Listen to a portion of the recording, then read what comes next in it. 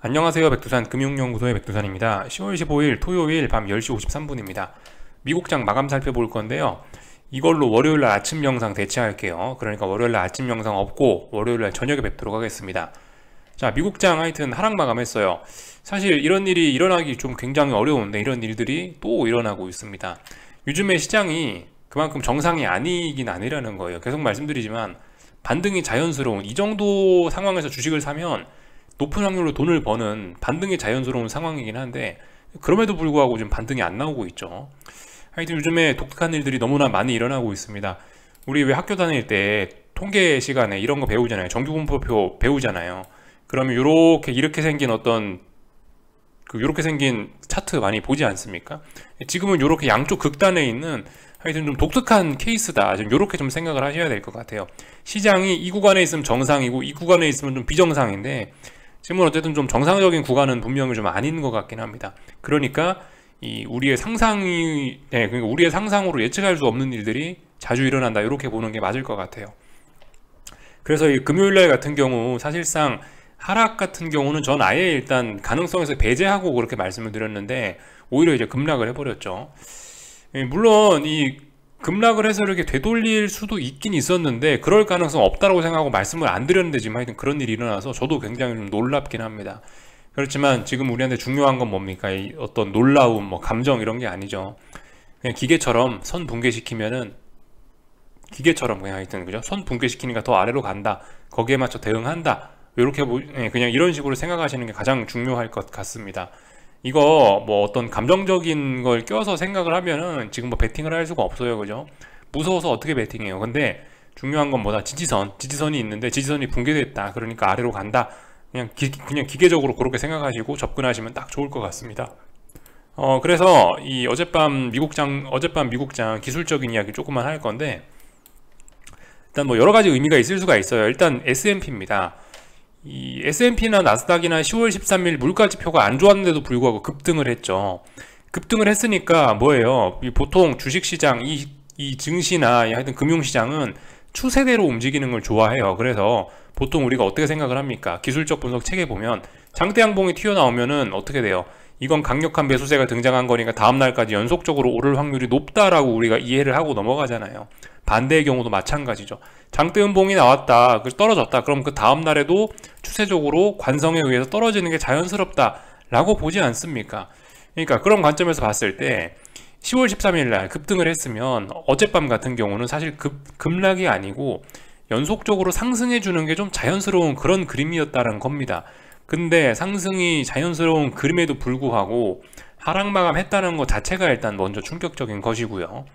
그리고 이 낙폭에도 좀 주목을 해야 되는데 지금 저는 일단 여기서 지금 여기서 이야기하려는 게 나스닥이 3% 빠졌다, S&P가 2.3% 빠졌다, 와 정말 많이 빠졌다라는 걸 이야기하려는 게 아니고요. 전일 나왔던 장대 양봉을 다 장악해버렸다는 게 문제입니다.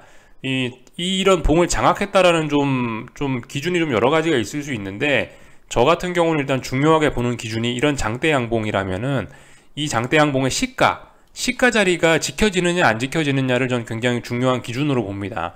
장대 양봉인데 이 시가가 붕괴되면은 사실상 그 봉은 끝장난 거라고 보거든요. 근데 사실상 이 턱걸이 했다라고 보는 게 맞긴 맞을 것 같은데 이 정도 됐으면은 사실상 이거 지지하겠다는 의지가 없는 거고 이 전일의 상승을 다 되돌렸다라고 보는 게 일단 맞긴 맞을 것 같아요. 그렇게 보는 게 맞긴 맞을 것 같습니다. 그래서 하여튼 이래저래 그죠? 기술적으로 좀 두 가지 이야기를 했습니다. 하나는 상승해야 될 때인데 상승을 못하고 하락했다는 것 자체가 문제가 있는 거고, 또 하나는 전일의 상승을 완전히 다 되돌렸다는 게 일단 또 하나의 의미가 있는 겁니다. 그래서 이로 인해서 어떻게 됐어요? 지금 분위기가 급속히 싸늘해졌습니다. 급속히 아래쪽으로 더 가는 게 자연스러운 상황이 되어버렸어요. 물론 여기서 우리가 조금 더 자세히 살펴볼 필요는 있습니다. 3580이라는 자리가 S&P에서 중요한 지지선이니까 이거 붕괴되면은 아래쪽으로 가는 겁니다. 붕괴가 안 되면 아래쪽으로도 안 가는 거죠. 근데 이거 붕괴됐습니까? 아직 붕괴는 안 됐어요. 다만 어제 하락으로 제가 좀 전에 말씀드린 두 가지 이유 있죠. 그런 두 가지 이유로 인해서 사실상 3580이 붕괴될 가능성이 굉장히 높아지긴 한 겁니다. 하지만 아직 붕괴는 안 됐죠. 그죠? 이거 명확하게 좀 알고 넘어가셔야 됩니다. 3580이 이제 붕괴가 되면은 붕괴가 되면 이제 아래쪽으로 이제 베팅을 해야 되는 겁니다. 그건요, 그죠? 아래쪽으로 가겠다는 의지를, 이걸 붕괴시켜야, 그 라인이 붕괴돼야 아래쪽으로 가겠다는 의지를 보이는 거기 때문에, 그죠? 그 신호가 나오면 이제 베팅을 할 수 있는 겁니다. 아무튼 아직까지는 근데 붕괴될 가능성만 높은 그런 거죠. 그래서 아무튼 요 정도까지 S&P를 좀 살펴봤고, 나스닥 같은 경우는 이게 S&P와 다르게 붕괴가 됐어요. 지난 몇 거래일 동안 지켰던 자리를, 이 1850이라는 자리를 어젯밤에 확실히 붕괴를 시킨 첫날이고요. 그리고 이거는 뭐 명확하게 뭐라 할 것도 없이, 이거는 뭐 딱히 뭐라 할 말이 없이 10월 14일날 전일 상승을 완전히 다 되돌려 버렸습니다. 시가를 완전히 붕괴시켜 버렸죠. 그러니까 이거는 명확하게 레벨 다운이 됐다라고 보는 게 맞을 것 같아요. 그래서 이 S&P나 나스닥이랑 똑같습니다. 이런 거는요. 일단 아래쪽으로 더 가는 게 자연스러운 그런 상황이 됐어요. 나스닥 같은 경우 이제 차이점은 완전히 붕괴가 됐으니까 신호가 나온 거죠. 이제 아래쪽으로 베팅하는 게 맞긴 맞는 거죠.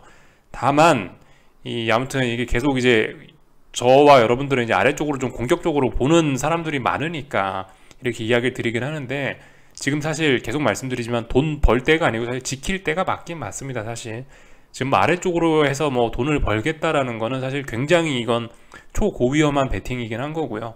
물론 지금 상승 베팅이 훨씬 더 위험한 베팅이긴 합니다. 상승 베팅보다 하락 베팅이 지금 조금 더 안전하긴 한데, 아무튼 지금은 돈 버는 거에 집중할 타이밍이 아니고 돈을 지킬 때죠. 지금은 자산을 지키는 데 집중할 때라고 생각을 합니다. 그런 점들 아무튼 꼭 잊지는 않으셔야 되겠고, 하여튼 어젯밤에 신호가 나왔으니까 이제 나스닥은 아래쪽으로 베팅할 수 있는 근거도 나온 거고, 심증도 아래쪽으로 일단 심증도 아래쪽, 근거도 아래쪽, 심증 물증이 다 있는 거죠. 그러니까 이제 1850이라는 자리를 기준으로 해서 아래쪽으로 베팅을 할 수가 있게 된 겁니다.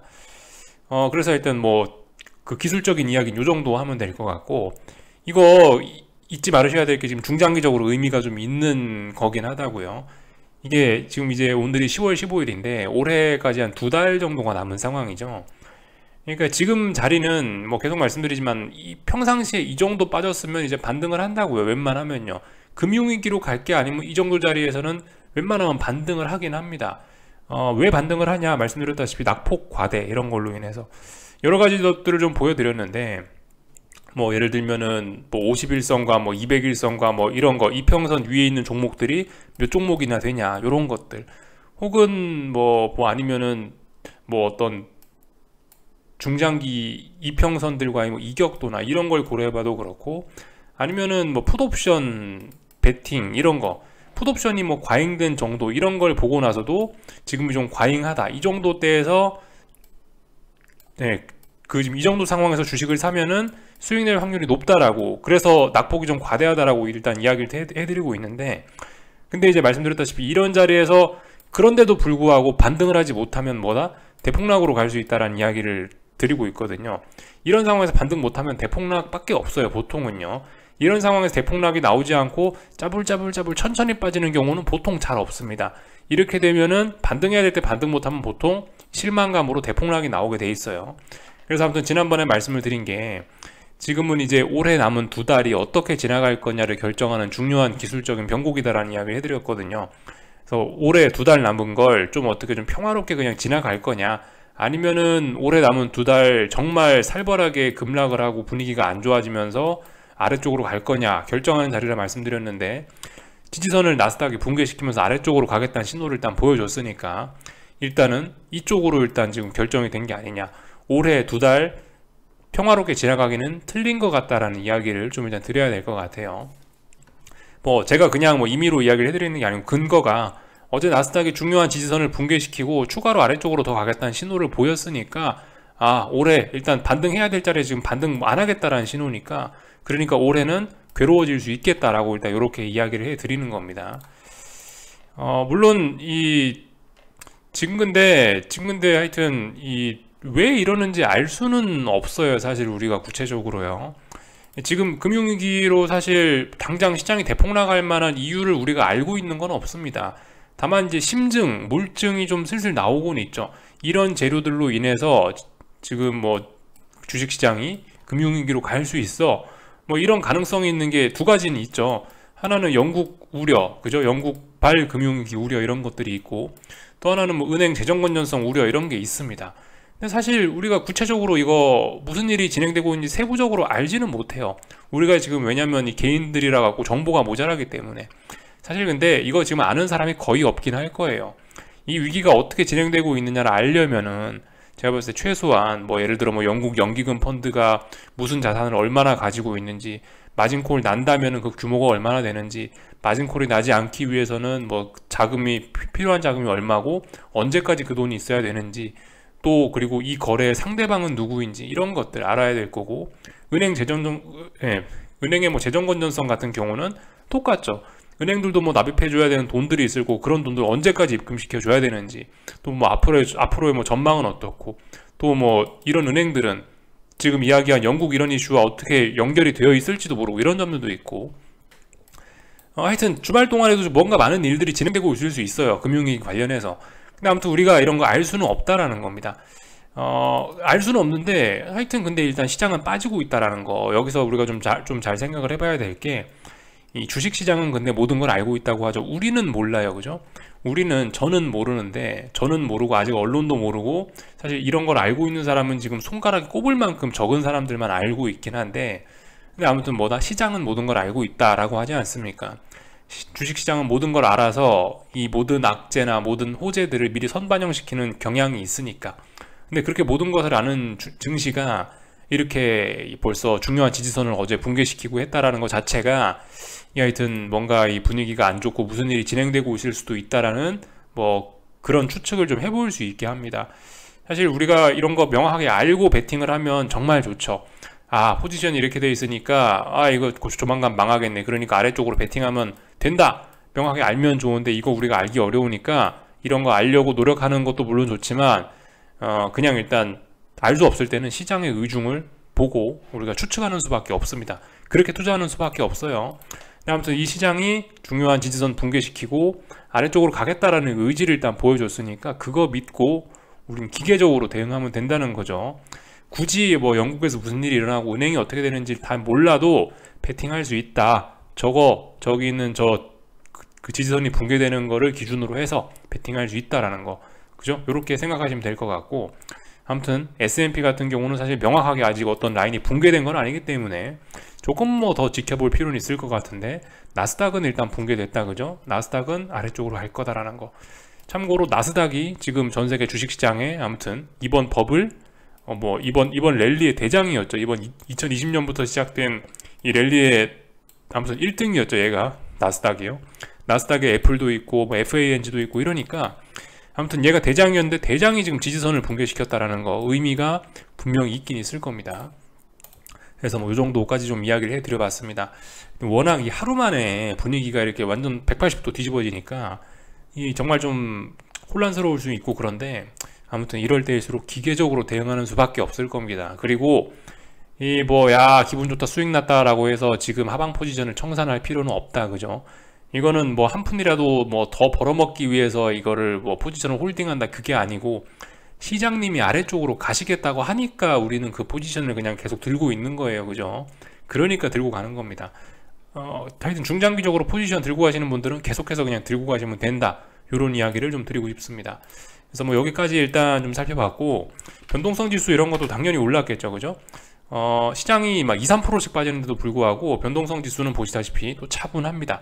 0.2%밖에 안 오르긴 했어요. 근데 3%나 빠졌는데 0.2% 오르면 너무 빅스가 약한 거 아니냐라 생각하실 수가 있는데, 아무튼 지금 이건 하락에 안 좋게 해석을 하는 게 아니고, 이런 거 같은 경우는 오히려 지금 빅스가 죽어야 될 때 안 죽은 겁니다. 빅스가 죽어야 될 때 안 죽은 거기 때문에 이건 일단 이 빅스가 올라가는 쪽으로 해석해 주는 게 맞긴 맞아요. 그리고 말씀드렸다시피 나스닥 같은 경우 지지선도 붕괴되면서 이렇게 지금 빅스가 올라가는 거기 때문에, 하여튼 이거는 빅스도 올라가고 주식시장도 더 빠진다라고 해석하는 게 맞을 겁니다. 그렇게 보는 게 합리적일 거예요. 하여튼 다음 주에 그래서 뭐 해야 되냐, 34 테스트 할 예정입니다.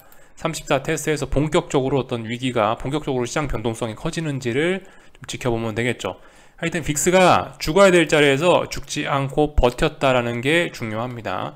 그리고 잘 생각해 보셔야 되겠죠. 지금 주식시장에 3%씩 2, 3%씩 하루에 움직이는데도 불구하고 변동성 지수가 이거밖에 안 움직인다라는 거, 이게 아무튼 시장 상승의 긍정적인 쪽이 아니고 이거는 하락 쪽에 좀 긍정적인 쪽으로 좀 봐야 될 것 같긴 합니다. 그러니까 앞으로는 이게 본격적으로 30살 넘어가게 되면은 지금까지는 2, 3% 빠지고 있죠. 그래도 하루에 자칫해서 저거 잘못 넘어가면 이제 하루에 뭐 5, 6%씩도 움직일 수 있다라는 거 우리가 좀 생각을 해 봐야 되겠습니다. 하여튼 그래서 지금 어제 하락으로 굉장히 또다시 시장이 좀 위험해지긴 했습니다. 하루하루 의미가 좀 굉장히 좀 큰 자리예요. 지금 큰 방향성을 결정하고 있는 사이기 때문에 지금 그런 시기이기 때문에 이 말이 좀 이랬다 저랬다 할 수가 있는데 시장이 그렇게 아무튼 움직이니까 저도 뭐 거기에 맞춰서 뭐 이야기를 해드리는 거니까 어쩔 수가 없습니다. 아무튼 뭐 이 정도까지 이야기를 해드렸고, 어젯밤 같은 경우는 좀 이제 좀 진짜로 빠진 거긴 합니다. 이 CPI 발표됐던 목요일 날 밤 같은 경우는 증시가 뭐 그때 말씀드렸다시피 증시가 빠지면서 빅스도 뭐 안정적이고 금리도 안 올랐고 달러도 안 올랐고 이런 이야기를 드렸는데, 어젯밤 같은 경우는 정확하게 어떤 증시가 하락할 조건들 다 갖췄단 말이죠. 달러 강세 나왔지, 금리도 올랐지, 뭐 이러니까, 그리고 뭐 빅스도 올랐지, 이러니까 이 증시가 빠질 수밖에 없는 그런 조건들 다 갖췄다라는 겁니다. 그리고 뭐 상승하는 종목들이 뭐 딱 있었던 것도 아니고, 물론 이 은행주들이 좀 강하긴 강했는데요. 아무튼 그럼에도 불구하고 IT 빅테크들이 워낙 좀 많이 빠지는 바람에 결과적으로, 그죠? 하여튼 전반적으로 분위기 안 좋은 거는 맞긴 맞았습니다. 하여튼 금요일 날 밤 같은 경우는 전형적인 어떤 하락장의 모습을 좀 보여주긴 했습니다. 이런 점들까지 좀 확인을 할 수가 있겠어요. 하여튼 뭐 그래서 뭐 달러도 올랐다 뭐 이런 이야기 지금 좀 전에 드린 거고요. 하여튼 이게 왜 빠졌겠습니까? 근데 생각을 해보시면 증시가 왜 빠지고 달러가 왜 올랐겠어요? 결과적으로 이게 이 지금에서야 이제 이런 이야기를 이제 할 수가 있는 건데, 이렇게 됐으면 이제 사실 그 10월 13일 날 물가지표 때문에 증시가 올랐던 게 속임수였다라고 아마 할 수가 있을 겁니다. 이 정도 그림이 나왔으면요. 이 정도 그림이 나왔으면. 물론 또다시 월요일 날 이게 미국 증시가 또다시 급등해버리면 또 할 말이 없어지긴 하는데, 또다시 제가 난처한 상황이 되긴 할 텐데, 아무튼 뭐 지금 현재 상황에서 제가 드릴 수 있는 이야기는 그거죠. 이 목요일 날 물가지표 안 좋았음에도 불구하고 증시가 상승했던 게 속임수다, 이렇게 볼 수 있을 거고, 결과적으로 어제 하락한 거는 그러면은 물가지표에 대한 자연스러운 반응이 어젯밤에 나왔네 라고 생각할 수 있긴 있는 거겠죠. 근데 뭐 이런 일 자주 있긴 있어요. FOMC 회의 같은 것도 지금까지 보면 오래되네 그랬잖아요. 파월 의장님 나오시면 증시가 올랐다가 그 다음날부터 떨어졌잖아요. 항상 하루 정도의 이 어떤 FOMC 회의 결과가 반영되는데 하루 이틀 정도의 시차가 좀 있긴 있었단 말입니다. 지금 이 CPI 같은 경우도 약간 좀 그런 느낌, 어제의 하락도 좀 그런 느낌인 것 같긴 해요. CPI가 높게 나온 것이 사실 시장의 호재가 아니잖아요. 이게 분명히 악재인데도 불구하고 시장이 올랐단 말이죠. 근데 뭐 어젯밤 다시 되돌렸으니까, 그죠? 결과적으로 이 어젯밤 하락한 거는 CPI 악재에 대한 반응이 하루 늦게 나온 거다, 뭐 이렇게 볼 수 있을 거예요. 그래서 뭐 안 그래도 어젯밤 뭐 하락의 재료가 뭐가 있나 찾아봤는데 또 특별한 건 없는 것 같더라고요. CPI 결과 해석이 CPI 결과가 시장에 반영되는데 시간이 걸리고 있다, 또 혹은 전날의 시장의 상승이 좀 속임수였다, 이 정도로 그냥 보고 넘어가면은 딱 맞을 것 같아요. 그래서 뭐 이 정도 이야기들을 좀 드려봤고, 다 빠졌죠, 그죠? 그래서 뭐 구리도 하락하고 유가도 하락하고, 하여튼 원자재고 뭐고 전부 다 일단 아래쪽으로 각종 위험 자산들은 다 같이 일단 아래쪽으로 보면은 맞긴 맞을 것 같습니다. 뭐 유가도 그렇고 뭐 천연가스도 그렇고 뭐 구리도 그렇고 다시 지금 달러가 좀 강해지려고 하는 뭐 이런 모습이니까, 하여튼간 뭐 원자재고 뭐고 일단 전반적으로 다 아래쪽으로 보시면 될 것 같긴 해요. 하여튼 그 지금 원자재들도 대부분 다 주식시장하고 같이 이렇게 지금 같이 가고 있으니까, 그나마 증시가 반등을 하게 되면 유가도 좀 오를 수 있고 천연가스도 오를 수 있고 구리도 오를 수 있고 뭐 이런 식으로 생각을 할 수가 있는데, 지금은 그게 아니죠. 지금은 주식시장 빠지면은 왜 빠지는 거예요? 주식시장이 빠지는 게 경기 침체 우려, 긴축으로 인한 경기 침체 우려 때문에 시장이 빠지는 거잖아요. 원자재도 똑같죠, 그죠? 원자재들도 경기 침체 우려로 인한 원자재 수요 둔화 이런 걸로 빠지는 거니까 증시하고 방향성이 같아질 수 있습니다. 그래서 하여튼 뭐 조금씩의 이 디테일한 움직임은 다를 수 있지만 전반적인 방향성은 뭐 증시나 원자재나 같다라고 생각하시고 대응하시면 괜찮을 것 같아요. 물론 뭐 개별적으로 무슨 뭐 특별한 뭐 수요와 공급에 이슈가 있는 그런 원자재는 제외하고 보편적으로 그냥 이제 원자재들도 증시와 같이 움직인다, 이렇게 생각하시면은 뭐 크게 뭐 틀릴 일은 없을 것 같아요. 그래서 뭐 일단 이 정도까지 좀 살펴봤고요.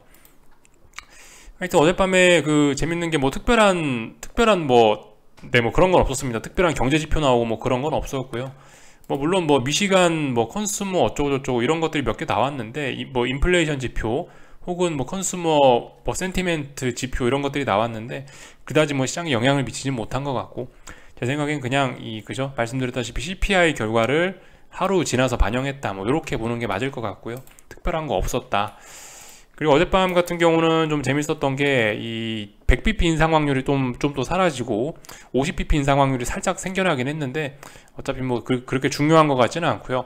하여튼 올해 저기 11월 달에 18일 뒤에 있는 11월 달에 FOMC 회의에서는 75bp 인상이 거의 확정이다 이렇게 보시면 딱 맞을 것 같습니다.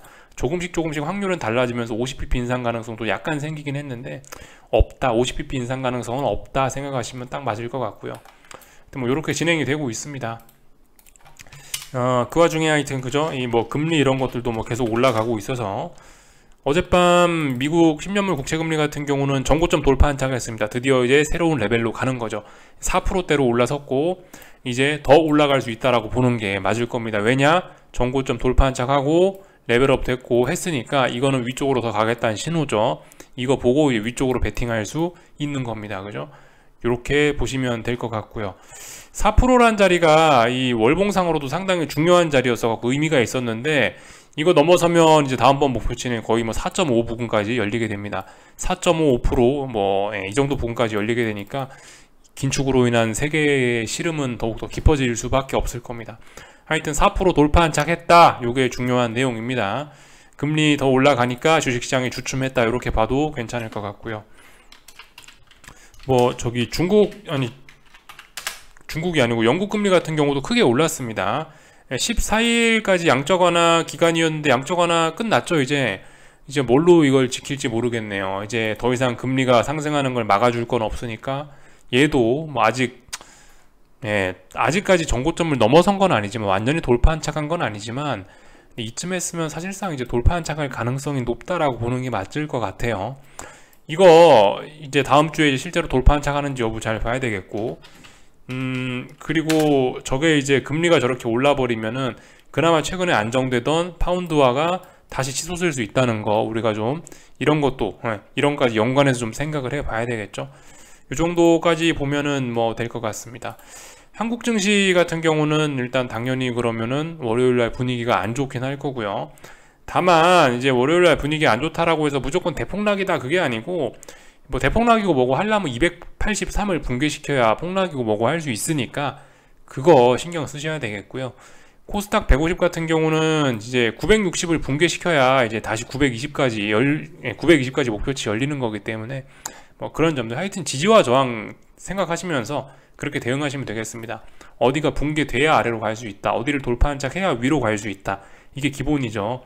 미국이 급락했으니까 한국은 급락한다 이게 아니고, 지지선이 붕괴되면 아래로 간다, 저항이 돌파 한착 되면은 뭐 더 위로 올라간다, 이렇게 생각하시면 될 것 같습니다. 특별히 뭐 할 이야기는 이제 없는 것 같고요. 독일 증시 같은 경우는 참 이런 모습이었죠. 어제 그래서 뭐 저항을 하나 딱 확인하고 나서 얘도 일단 이렇게 밀리는 모습이 나왔습니다. 그죠? 얘도 이거를 넘어가야 탄력적인 반등이 가능한데 어제 일단 저항을 확인했어요. 미국 증시도 사실 참 그래요. 이거 참 처음 했어야 되는 이야기긴 한데 지금 약해가지고 결국 3720을 넘지 못한 겁니다. 나스닥도 약해서 11250을 넘지 못하고 터치를 했을 뿐인데 이렇게 밀린 거예요. 굉장히 시장이 좀 약하다라는 건 좀 알긴 아셔야 될 것 같습니다. 이거 넘어서서 저 위에까지 더 올라가야 이제 박스권 상단인데 박스권 상단까지도 도달하지 못하고 지금 3720, 11250에서 터치만 하고 이렇게 밀렸다는 것도 사실 좀 굉장히 심각한 문제죠. 이것도 참 영상 맨 처음 말씀드렸어야 되는데 이야기하다 보니 깜빡했네요. 하여튼 뭐 다 점검을 한 것 같습니다. 대응들 좀 잘 하셔야 되겠어요. 그죠? 하루 올랐다 하루 급락했다 막 이러니까 정신이 없는데 이럴 때일수록 어쨌든 차분히 기계적으로 하셨으면 좋겠고요. 기존의 포지션 보유자분들은 계속 수익 누적시키는 습관 가지셨으면 좋겠습니다. 여기까지 할게요. 즐거운 주말들 보내시고 월요일날 저녁에 뵙도록 하겠습니다. 여기서 마치겠습니다.